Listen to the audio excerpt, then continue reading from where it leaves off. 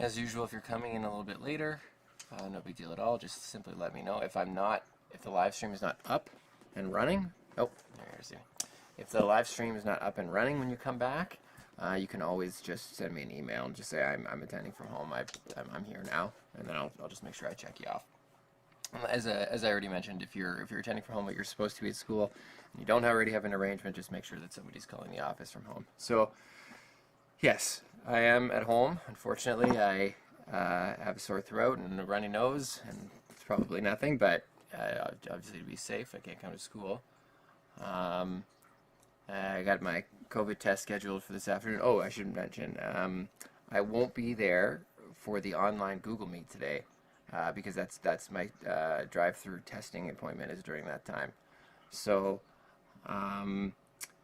if you do want to meet, I can schedule a meeting for later when I get back from my testing, or I mean obviously anytime today we can schedule a meet and I can just talk to you like anytime. So but it's just not during the actual block of block 3 today because I won't be available. So I don't think I'm going to live stream from my car. So yeah,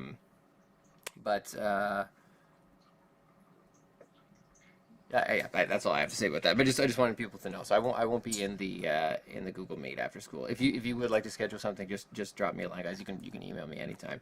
This is just going to be a normal day. Like I'm fine. I just have a runny nose and I'm coughing and stuff. So I'm going to be here all day in the live stream and available by email. So yeah, like you can just treat this like a normal day that you're attending from home. I'm just going to be here. So what else was I going to mention about that? The project. Oh, I better plug my iPad in. It's going to die.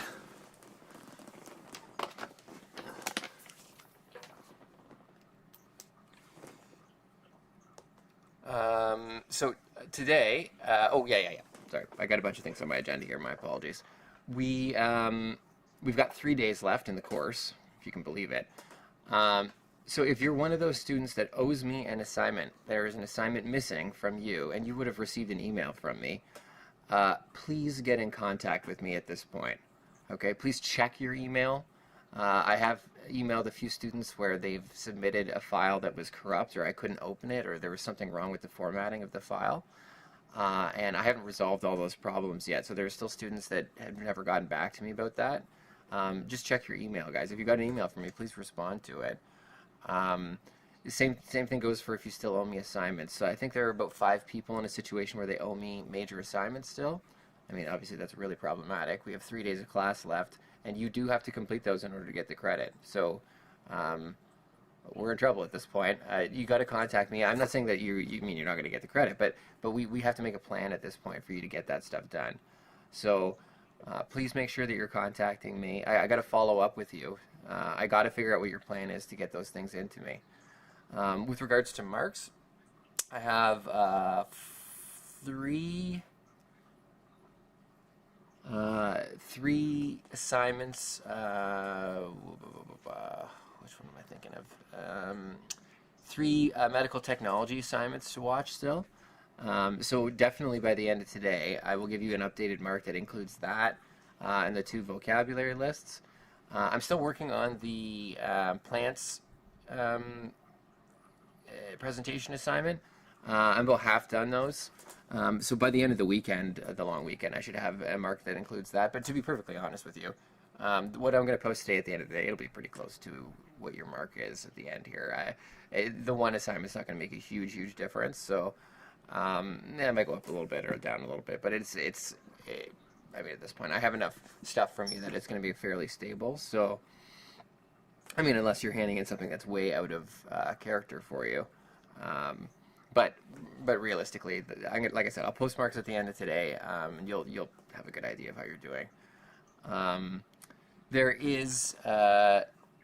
are potentially 3 things for you still to submit in the course if you've done everything at this point.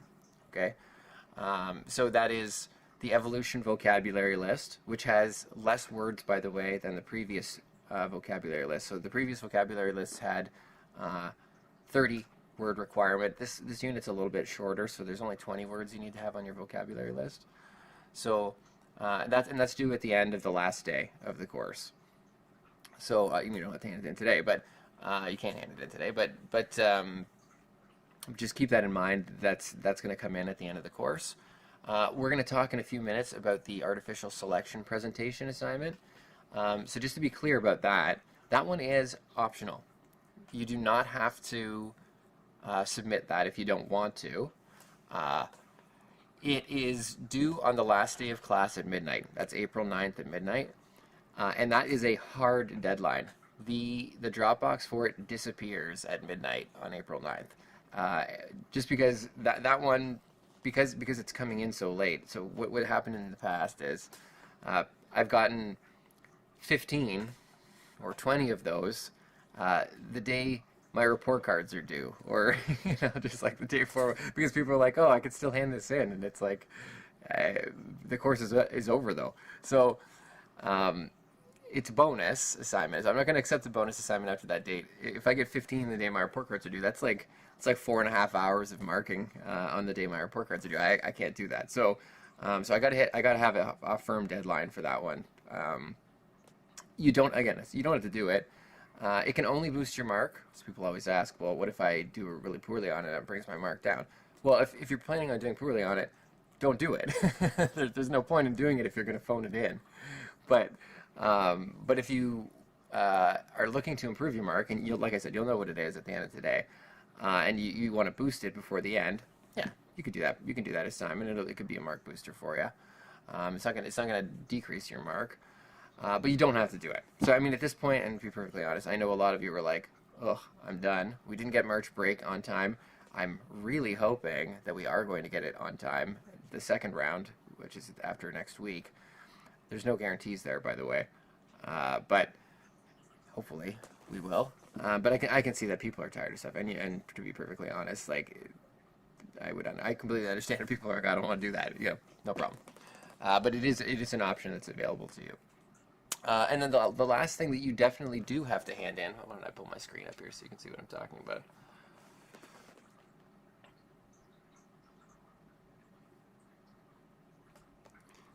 The last thing here that you definitely do need to hand in is the homework questions portfolio. So that's also due on the last day of class. And what that is an assignment where you're going to hand in all of your homework for the term, okay, for the quad. So I mentioned it several times throughout the quad here that you're supposed to create a document for each unit, and within that you're going to include all of your homework for each unit. And I use this to assess your learning skills. You don't get a mark back on it, but it's an assessment of your learning skills, and I use that to help determine have you been doing the homework and have you been completing your independent work during the day, because for most of the time I don't even have the ability to watch you do it. Even when we're in the room, I mean, I'm not really supposed to circulate and like look at your screens and stuff, so I can't actually tell if you're doing it. I hope you're doing it. It certainly should be helpful for you if you are. Certainly if you have any interest in moving on in biology, you better be doing it, but I have no way of really seeing that. So this is just an opportunity for me to look over your homework and see, have you been doing it for the quad? Hopefully you've been keeping track in your documents of what day each thing has been completed, and the questions that you've completed on each day, and I just go through and check them. So I'm not marking them, like I said, per se, but I am checking to see if you're doing the homework. So there should be one document per unit. If you, for some reason, have created one every day or something like that, you got to amalgamate them into one per unit. It takes time for me to open each document, and so if I get 25 documents from each person, it like exponentially increases the amount of time it takes for me to assess them, and I don't have the opportunity to do that. So it's got to be one per unit. If you do have it all as one single document for all of your units, that's fine too. That's not a huge deal. I can deal with that. I can look through and just see. But it's got to be maximum one per unit. So just keep that in mind. That's also due on the last day. You've got to hand that in on the last day. So keep in mind that if you don't hand that in, once you're done all the homework for the course, I really have no evidence whatsoever that you've completed any homework. And so, yeah, I got to put an N on your report card. I mean, I don't have anything for you. It means, so please don't do that to yourself. At the very least, just hand in what you got. Okay, maybe you didn't complete the homework every day, but just show me what you got. Show me what you've done, so that I've got something to work from there. Hopefully you actually do have the homework documents. Ideally you would. Normally I do this twice a quad. I do it once at midterm and once at the final, but this time things got messed up with my absence and stuff, so I didn't have the opportunity to do that before the midterm. So it's just going to be one post with all the homework for the entire quad. Okay, so like I said, those are the three things right here: evolution vocabulary list, artificial selection presentation, not due until the last day, and the same thing with the homework questions portfolio. I'm going to go through the artificial selection presentation right now and just discuss what it's about. But keep in mind, you don't have to do it if you're not interested. So, let's take a look at them.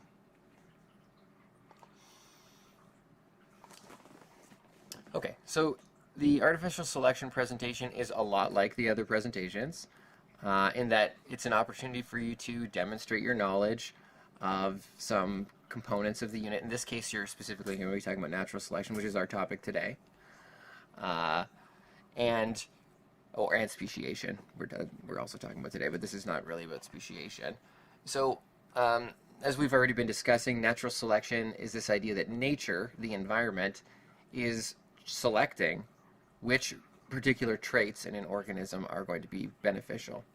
So if there's a mutation and an organism has webbed feet, if the environment is aquatic, then that's probably beneficial. So it can maybe select for that trait.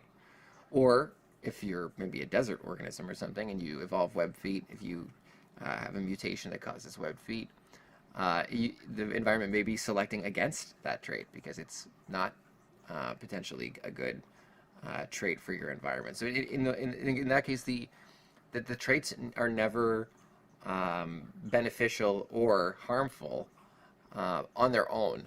The environment is always deciding that. That's what happens in nature. Okay, in this presentation, we're going to talk about the idea of human selection. Okay, which or artificial selection. This means the same thing. Which is, I guess, a form of natural selection. This actually came up before the break, because I guess humans are a force of nature, like we are part of nature technically. But if it is humans doing the selecting, as in we choose this trait, we choose this trait, we call that artificial selection. So, you guys are going to pick an example of artificial selection. What is something that humans have used artificial selection to evolve? And there's lots of things you could talk about here. Any domestic animal, any crop that humans use have pretty much been bred for favorable characteristics. I mean, again, take your pick. It could be anything. So you're going to pick one of those topics. Okay.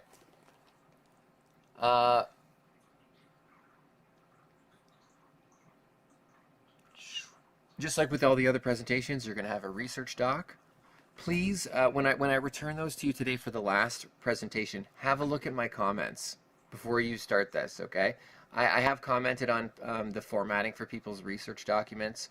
I've commented on the formatting for people's presentations. If there's things that you could potentially modify about your presentation, look at that feedback because it'll be very helpful here for you in terms of preparing this. Which again, you don't have to do today. This is I'm just letting people know in advance because some people like to get started early. So, yeah, and this isn't due till next Friday. So, yeah, you're gonna have a research doc.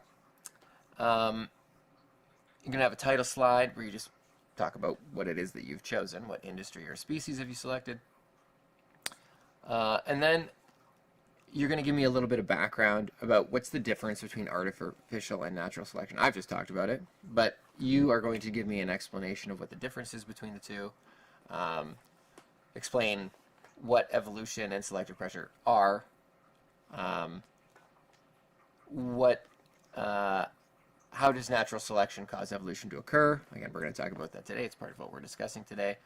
Provide some examples other than your example of natural selection doing that. Talk a little bit about artificial selection. What is it? How does it cause evolution to happen? That's going to be your research mostly. We don't talk about artificial selection too much in this course, so this is like a little bit of your own research. And then you're going to provide some other examples of artificial selection, again, other than the one that you've selected for the project. Then, tell me about your specific example. Okay, so that's your industry, your species example. Why was it used? So, obviously, someone had to have an objective when they began to evolve this particular species with artificial selection. Why?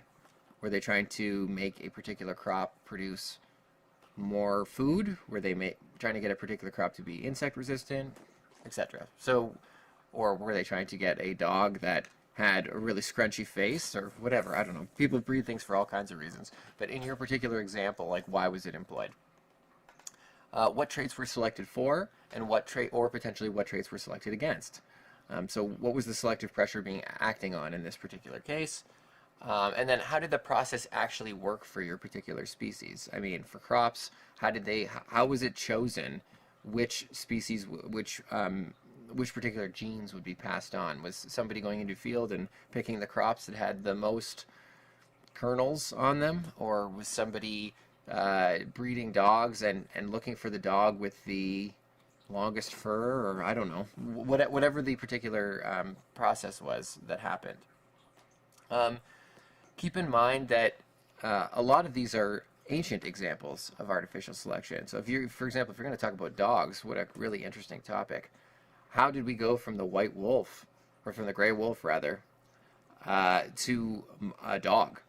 What were ancient humans doing in order to actually do that selection? Which traits were being selected for? How did we go from having wolves to having domestic dogs? It's a really interesting process. There's lots of information about this on the internet. So, and I welcome you to investigate that if you're going to do dogs. Dogs is a really cool topic. But anyway, I mean, you can do the same with cats and ancient Egyptians and whatever. But the cats are a little bit more recent artificial selection than dogs. But anyway.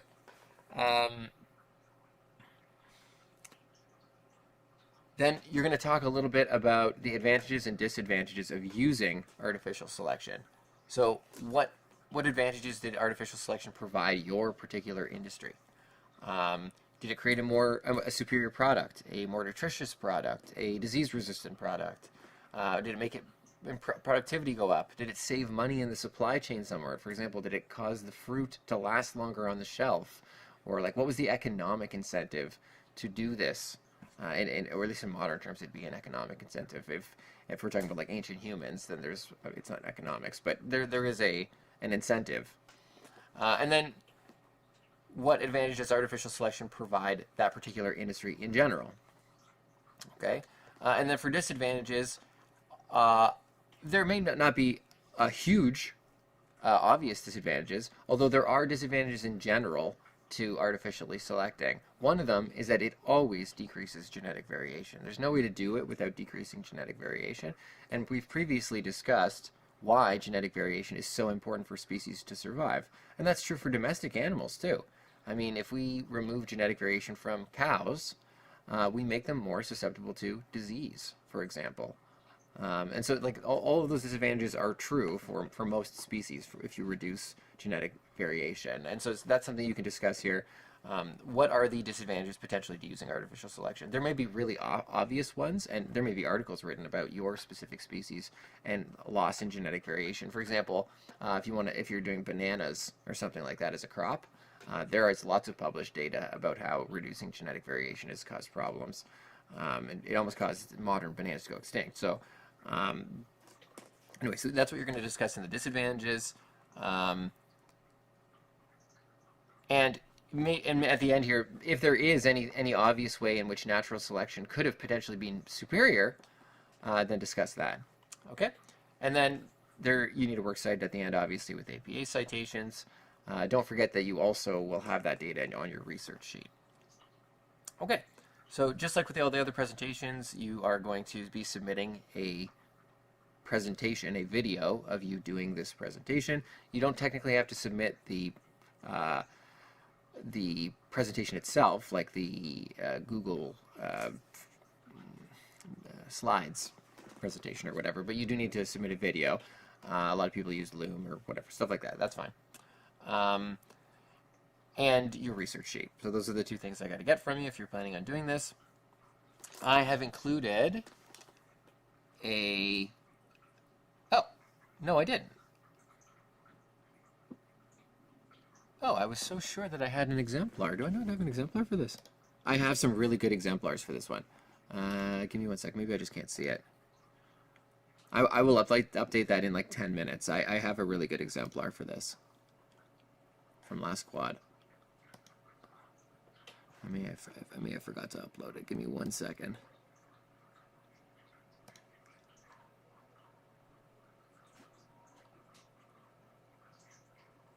I did. Okay, I will add an exemplar there. So if people are interested in working on that later today, I'll have a video up from last quad. I have a number of actually excellent ones from last quad, but I'll post one so you can see in general what this presentation should look like. If you are doing this presentation and your last presentation, the one that you're going to get back today, didn't go really well, okay? You were missing a major component, there's some aspect of the way you've presented it was problematic, I really strongly encourage you to take a look at the exemplar. There was an exemplar for the last one, and I have a feeling not too many people actually viewed it. I think if you see the exemplar and you didn't do particularly well in the last presentation, you'll know why. I think you'll get an idea when you see it. You're like, oh, I clearly, I didn't organize things in this style. I mean, because the style of your presentation is important. Do you have giant blocks of text on your slide that are difficult for the observer to read? Is it completely lacking in pictures? Is it lacking in detail? In other words, do you have a very basic presentation that doesn't explore any of the particular points that you're asked to explore in any great detail? It's possible that maybe you didn't know what the expectation was, and that's, I mean, again, understandable. This is certainly not an ideal way of doing this, but please take a look at the exemplar so you have a good idea of what it should look like, if you're shooting for a level 4+ anyway. Anyway, I will post that for you. So let's get to today's stuff. Today's day 20 in the evolution unit. Please note that the assignments are listed on the side there as well.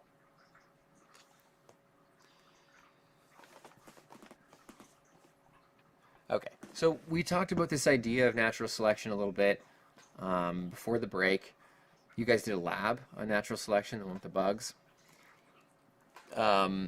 Which was, I mean, really showing you a live example of natural selection in action. In the first part here, we're going to go through a note together that talks about some patterns of natural selection.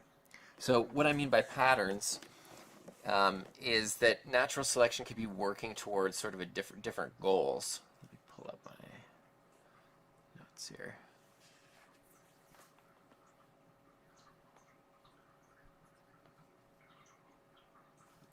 So if you imagine, let me use a classic example, giraffes. Okay, this is often brought up as an example for natural selection. So you got a group of giraffes. You got, oh man, whenever I draw stuff, it's terrible. Sorry. Oh, that's hideous.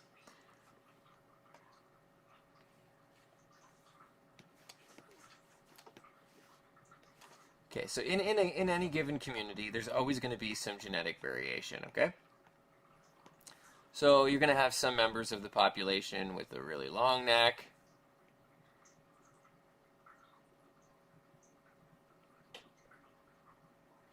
And you're going to have some in the population with sort of like a medium neck. And of course, I'm just picking neck length as a potential trait here. Evolution it can act on any trait. It doesn't have to be... Oops. a short neck.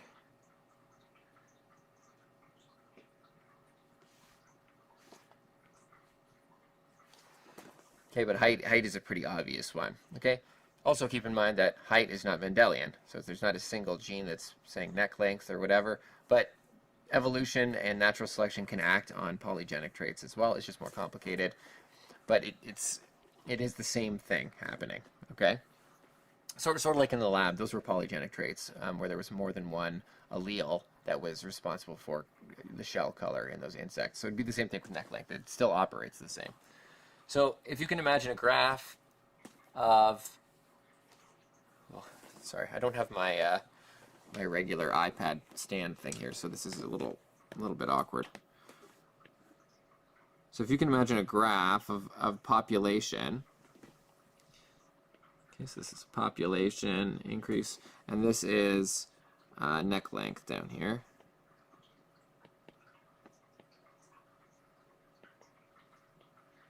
Okay, so if you were to look at a distribution of this for giraffes, it probably looks something like this. Okay, that's called a normal distribution, and the normal distribution means that the greatest number of population is right around the average. Okay, most traits in a population have some type of normal distribution. This is the most common distribution for any trait because the average tends to be the most common. Okay, I don't think that's probably terribly surprising for you. For example, if you were to look at human height or and really human intelligence, you pick any trait. Human height is an easy one to visualize, but there's going to be some really tall people, there's going to be some really short people, but average height people are the most common. And if you were to draw the distribution of heights, you would see that there is the most people in the middle.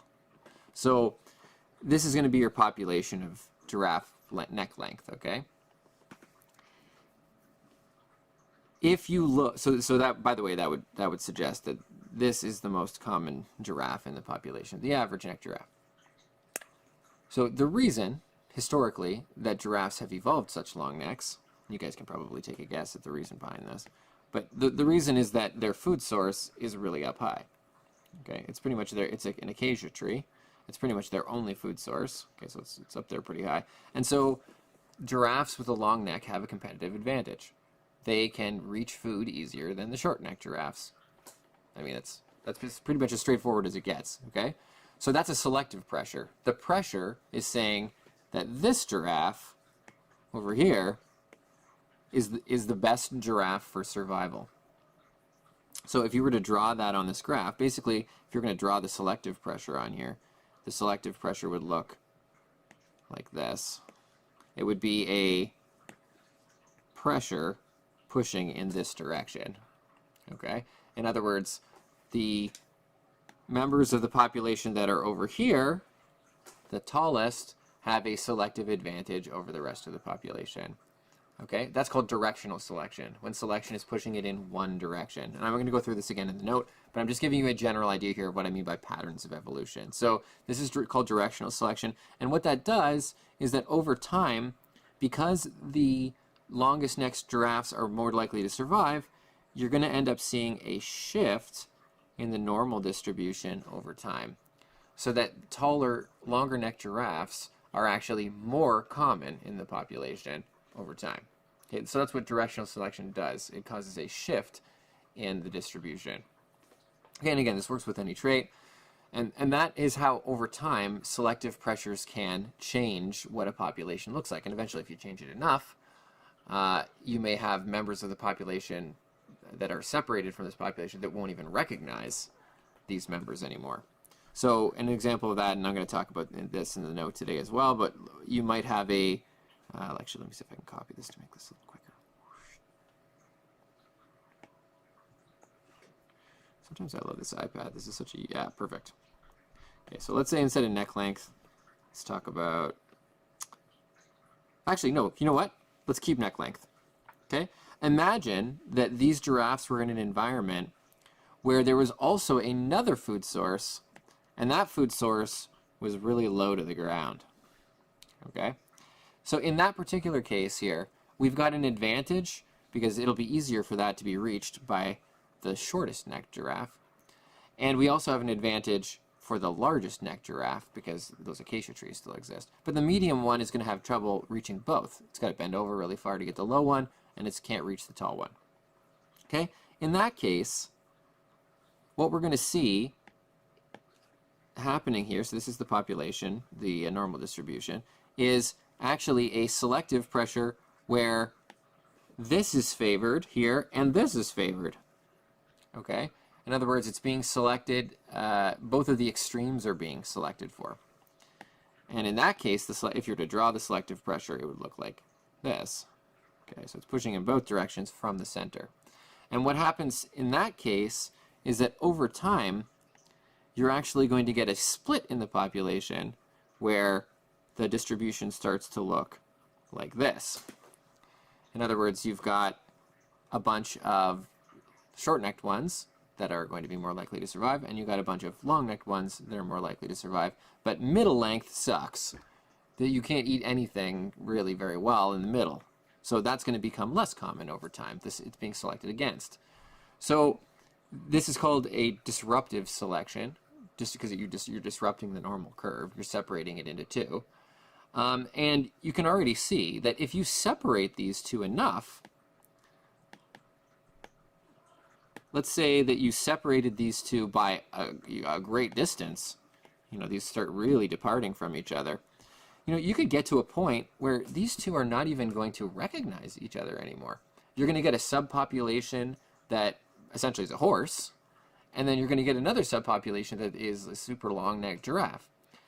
And maybe these guys won't even recognize each other anymore. Maybe they won't mate together, because when a really long-necked giraffe looks at that little tiny stub-necked giraffe, they might think, that I don't know what that is. That doesn't look like a female from my species or a male from my species. I'm going to pass on that one. And vice versa. The short ones are doing the same. So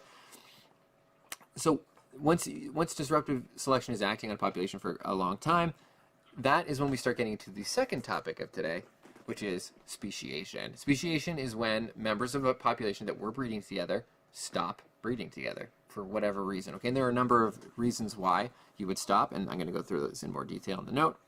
But anyway, these selective pressures are directly related to speciation, which we're going to talk about in the second part. They cause speciation to occur over time. So there's a lesson. It goes through and talks about those types of selection in a little bit more detail. I give you some more examples. This is a video that goes through some specific examples of natural selection at work. There are a lot of really good examples in here of this happening in nature. We have a ton of evidence for this happening. And so what are some of those examples in nature? There's a whole bunch of really good ones here. And then there are some practice problems from the text. Okay, they're on page 335, number 5 to 8. There's a little exit quiz. It's going to ask you some questions about selective pressures and natural selection.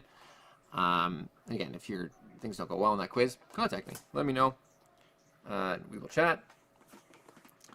Then in the second part, I will take attendance, by the way, at 11:05. I know we normally do 11:15 for the people at home, but I'm not going for a walk, so I'm just going to do it at 11:05. For your teacher in the class, if you want to go for a walk, you can let them know, chat with them about it.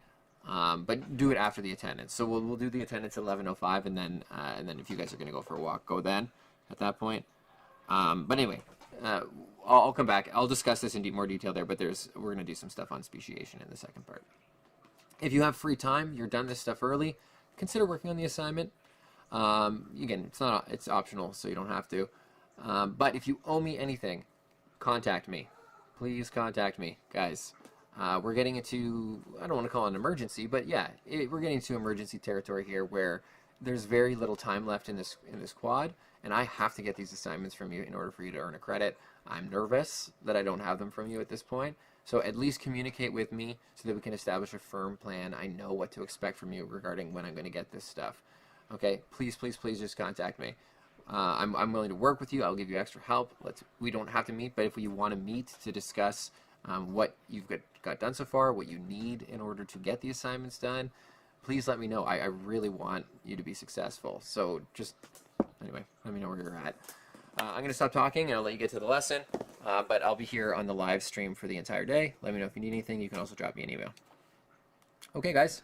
Any questions before we get started? Oh, wait. Is there a test for this unit? Yes. Thank you. I forgot to mention that. It is on the last day. Oh, sorry. Titina, you asked that question a long time ago, and I haven't been paying attention to the chat. There is a quiz for this unit. It is on the last day. I better make sure I mention it again on Tuesday or on the next time I'm with you guys. Otherwise, people are going to forget for sure. But yes, there is a quiz. So and there'll be time to do that in class on the last day. Any other questions before we get started?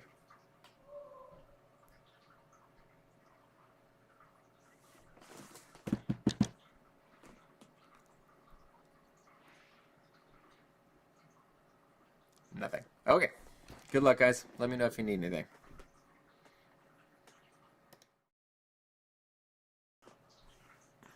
Showing up later, no problem. Just let me know. Okay. So, second half. Oh, one other thing to mention. I don't know if you guys are following the news today. So, there is slated to be an announcement later today about a potential lockdown that would be starting on April 3rd. If you have anything at the school, any belongings and you're at the school, just make sure that you take it home with you. I have a feeling it's probably are going to be locked down again, although it's not official yet. It hasn't been released, but there's some discussion about it online from official sources, so it's probably happening. I have contacted everybody who owes me assignments. Most people have gotten back to me with their plan on completion, which is great. Fantastic. Thank you for doing that. I'll hold you to that. And, so I have a plan from you. I'm glad. I always worry. I don't want students to get stuck at the end and not get the credit potentially. But most people have gotten back to me. There are a few students who still have not done that. Please make sure you're checking your email. Like I said, I have communicated with you about what you need to hand in. So it's really important that you get back to me and that I have a plan for you. Otherwise, I mean, if you're not getting back to me and you're just ignoring me, I'm going to assume at this point that your plan is not to finish the course. So I have to take some emergency action at this point and try and get some stuff figured out for you. So please let me know. Talk to me. Communicate. I mean, obviously, if this was a regular class, I would just go and talk to you, but it's not an option. So. Please get back to you. Email is my number one way to communicate. I've had students tell me that they don't really check their email regularly. That's not really an option for you anymore. That's like your primary method of communication with everybody at the school. So you got to get in the habit of checking it. There's pretty much no job that exists where you don't have to check your email regularly. So, I mean, you may as well get used to it. Does anybody have any questions from the first half about selective pressures and natural selection? Any questions potentially from the homework? Let me know. I'm happy to take them up before we move on.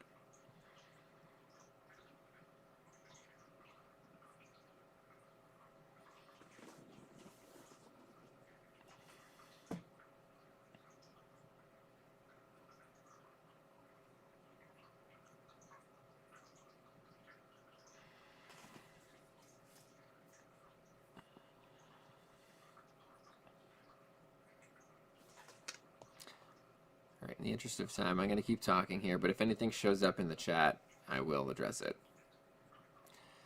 Okay, so this morning, you did a little bit of an investigation into the idea of selective pressures and patterns of evolution, disruptive, directional, and stabilizing selection. Stabilizing selection is usually what happens when there's no change in the environment over a long period of time, and then you get stabilizing selection happening. What we're going to talk about in the second half is what, especially disruptive selection, what it could eventually lead to over time. And actually, disruptive selection is not the only method for how you can have one species turn into two species. You can also have populations be isolated for other reasons, maybe an earthquake. Changes the landscape and isolates the population, one population from another population, and then they start evolving in different directions. Or there's other potential mechanisms at play that can cause speciation, but disruptive selection is one of the big ones. Anyway, the first little video here is going to go through, in general, just this idea of speciation. What is speciation? And some examples of speciation in action. The second speciation video here goes into a little bit more detail on the genetic side of what's happening in speciation, and in a little bit more detail on some of the reproductive isolation mechanisms. Okay, so these are both great videos. There's a little bit of overlap between them. Obviously, they're on the same topic, but they also diverge from each other a fair bit in terms of their content. So, so I got these little 2 videos to start. Read chapter 8.2. It's going to go over all of the different reproductive isolation mechanisms. When I say reproductive isolation, I mean reasons why one member of a species can no longer mate with another member of that species. So that's what's going to cause speciation. So, for example, maybe their behavior has changed, their mating behavior has changed. So one of the members of the species is not prepared to mate, or like for some animals it's called in heat, as the other member, the other sex in the population of a particular group. So then they may have a diverging pathway in evolution. Or there's been disruptive selection, and 2 groups have moved so far apart in their morphology, in their shapes, that they can no longer physically fit together. So like going back to the giraffe example from before, I mean, it's possible that, I mean, it doesn't necessarily have to be necks, but like one has really long legs, the other one has really short legs. You know, their like reproductive organs may not line up anymore. It may not be physically possible for them to mate any longer. Technically, like a Chihuahua and a gray wolf, we already mentioned, like those are the same species, technically. I mean, they are genetically the same species. But they may very well be reproductively isolated from each other in some cases. I mean, like the parts may just not fit together any longer. And so when you have 2 disparate groups within a population, and all of a sudden they can't reproduce because they just don't fit together anymore, that's a reproductive isolation mechanism. So after that point, once they can no longer mate, once 2 groups are not able to interbreed, then, I mean, by our biological species definition, they have become separate species at that point. Anyway, there are a number of these reproductive isolation mechanisms. They're discussed in chapter 8.2. That list of different reproduction isolation mechanisms is mentioned quite a bit on the quiz at the end. It asks you to explain which type of isolation mechanism is at play for various scenarios. And there's a great opportunity for you to add a bunch of words to your vocabulary list there. I would say it's probably all new words for you. Consider making a study note for this the same way that you did on the first day of evolution. It'd probably be helpful for you, especially for remembering the reproductive isolation mechanisms. Even making the table would be helpful. And then there are some questions in this Google Doc.